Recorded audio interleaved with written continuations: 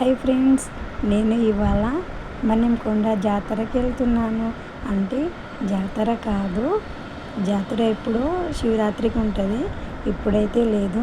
కానీ ప్రతిరోజు దర్శించుకోవచ్చు. సో ఇలా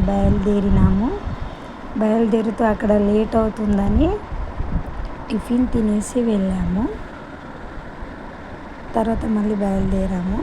ఇది కొండకి దగ్గరలో ఉన్నాము. ఇక్కడ మన్నెంకొండ కిందికి అలివేలు మంగ అమ్మ టెంపుల్ ఉంటుంది. అక్కడ పెళ్ళిళ్ళు ఎక్కువగా అవుతాయి. తర్వాత ఇంకా మెయిన్ ఎంట్రన్స్, ఇది మన్నెంకొండ దేవుడు.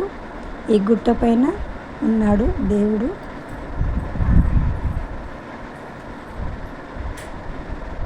చూడండి, ఇది మొత్తం అన్నట్టు, అంటే వీడియోలో క్లారిటీగా ఉంది. ఇది ఎంట్రన్స్ అన్నట్టు, ఇక్కడ నుంచి వెళ్ళాలి.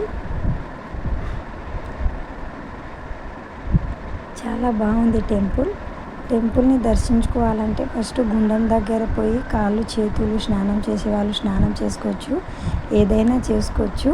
మేమైతే రెడీ అయి వచ్చాము కాబట్టి కాళ్ళు చేతులు కడుక్కొని ఇంకా టెంపుల్ లోపలికి వెళ్ళాము. ఇది టెంపుల్ లోపలికి వెళ్ళాక ఇది మెయిన్ డోరు. ఈ మెయిన్ డోర్ లోపల నుంచి ఇంకా వీడియోస్ తీయకూడదు.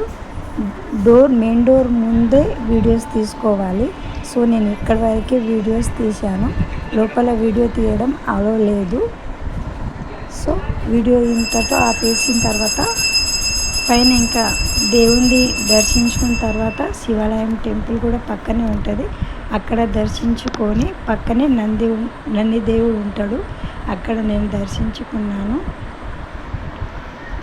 కరెక్ట్ అక్కడ దర్శించుకునే టైమే గంట సౌండ్ వినిపించింది. ఆ సౌండ్ తీసేసాను నేను, కానీ చాలా బాగా అనిపించింది. పీస్ఫుల్ మైండ్ అనిపిస్తుంది అక్కడ వెళితే, చాలా ప్రశాంతంగా ఉంది. సో పైనుంచి మనం మొత్తం దర్శించుకున్న తర్వాత కిందికి దిగేటప్పుడు, కొండ నుంచి కిందికి దిగేటప్పుడు ఈ వ్యూ ఉంటుంది.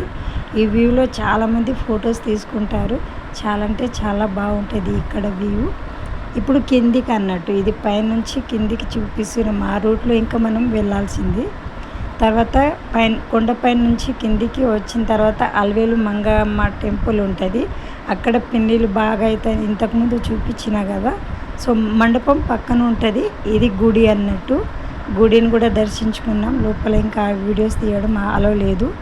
సో ఇక్కడ నుంచి దర్శించుకొని బయట ఆవులు అక్కడనే పెంచుకున్నారంటూ అలివేల మంగమ్మ టెంపుల్లో. సో ఆవుతో అక్కడ కొద్దిసేపు టైం స్పెండ్ చేసి తర్వాత ఇంకా వచ్చేసాను బయటికి.